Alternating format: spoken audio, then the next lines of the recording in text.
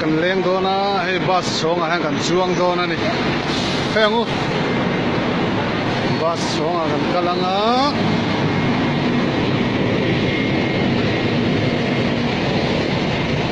chung a kan chabangu he chung chho na ne chung a kan chho do na ni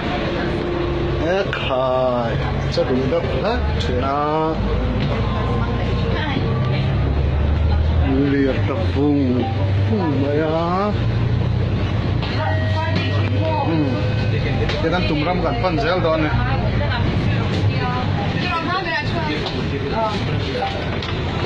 qua ngài anh ấy chọn lâu hay gan sụp em đấy mày này ba súng trắng chuan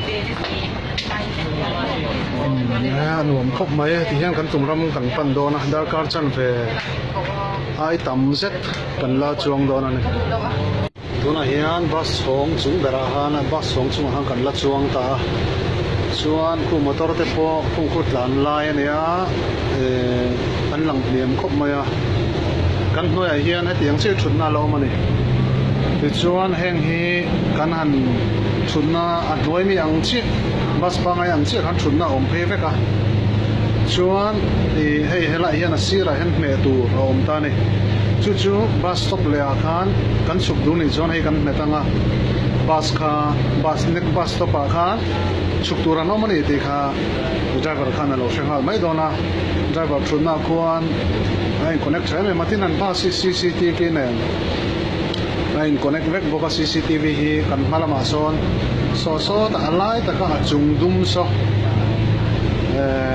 asen chunga achungdum so bus stop tin jak chunga chungdum so CCTV ni ta CCTV hian en ko hela hian thleng sela ala vek thei don ani chuan he kan sui ta kan khan he hi du din an het maya suk do na bus stop la aizo lang khanin ramlun zar kot khatiang khanin bus stop kha chukna tur kha a in dot phei ve thua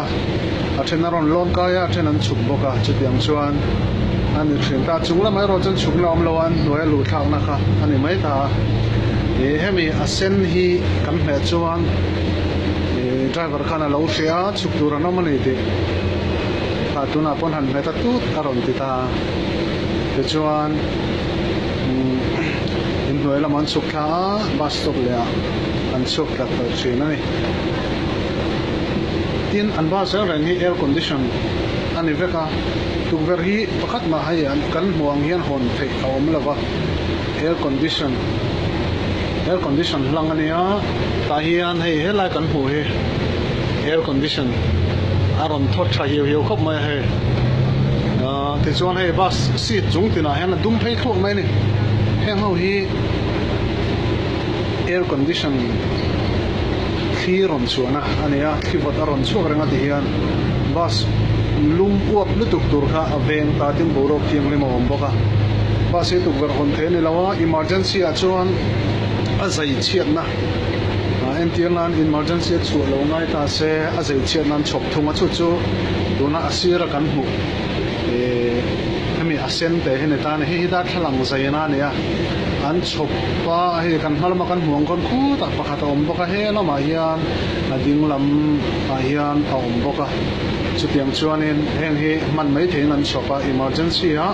van duan accident te mo kang mai te mo lo chok ta se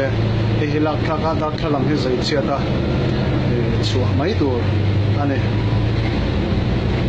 an bas te bo hi changkang khom mai khu lama te ko an bas song kan hu zela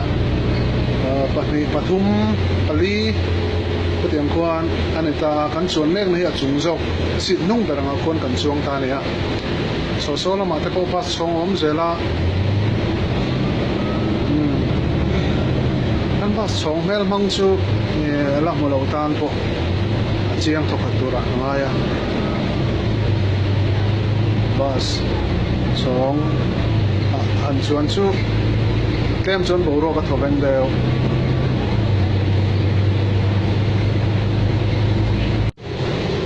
malam kan pananga elai in hnuai chungna khalo ni le ta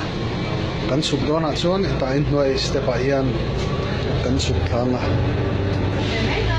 kuan kat noi kha kan su po mai don ani chuan an hun ma hian nuam maya thingkung lian tak tak adinga tin hoi vel hi nuam ve sim sima boro ke lum ti mai lo chu le kan chungna tur mon kan thleng dona next topic kan chungna tur ni to wang kan met richin anga ari kha lo ngai thaula kha tut atene ate tichuan in hnuai lama kan pananga hei hi MRT ka zania man khonvel te om velova hei hi ti hianin khuta hian kan zu ti si zo kanga kholo ma chu kan poisa kan lung tran tirna tang khan lo in chhut vek mai dona ni la kan chu kanga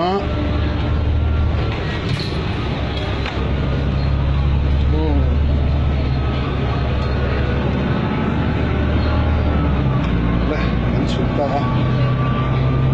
chuanin hei hi khol chu lo le ta kan poisa an lo kan na chu hemi kan ka thi ti hianin lu do na po kan tep thawa chu do na po kan tepa a inkar zong kha poisa in kat kan choi za kha lo lang ve mai ne ti khan ti chuan kan kalna mun tur chu khi lampang khi ni ta hei hi video thanin kan siam do na ni